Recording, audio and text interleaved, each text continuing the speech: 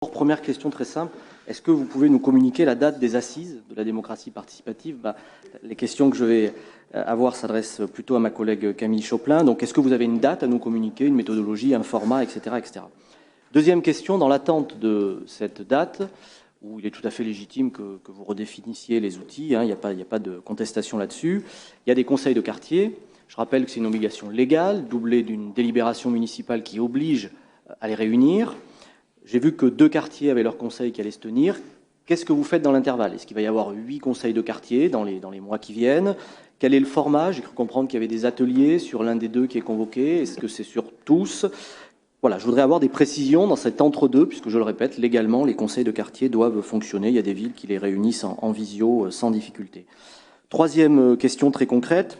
Un certain nombre de concertations ont été lancées. L'une d'entre elles concerne les sens de circulation à Bordeaux Sud.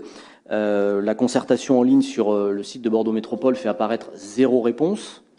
J'imagine que c'est un problème technique. Est-ce qu'on peut savoir d'ores et déjà le nombre de réponses qu'il y a eu au questionnaire? Et dernière question, toujours sur ces sujets-là. Nous sommes d'accord, et nous l'avons inscrit dans le règlement intérieur, plateforme d'interpellation citoyenne. Je crois que c'est vraiment important d'avancer sur ce dossier, et vous êtes sans doute comme nous convaincus. Vous avez évoqué un redécoupage des quartiers.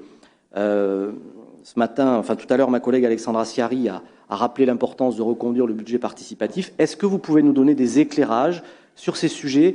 Je vous pose ces questions parce que j'ai la conviction que la crise sanitaire complexifie profondément la participation citoyenne, mais elle est un impératif précisément redoublé par la crise sanitaire. Donc comment est-ce qu'on peut avancer, et notamment sur la plateforme d'interpellation citoyenne? Je rappelle l'engagement du maire de faire un groupe de travail pour avoir une délibération commune sur ce sujet-là. Merci.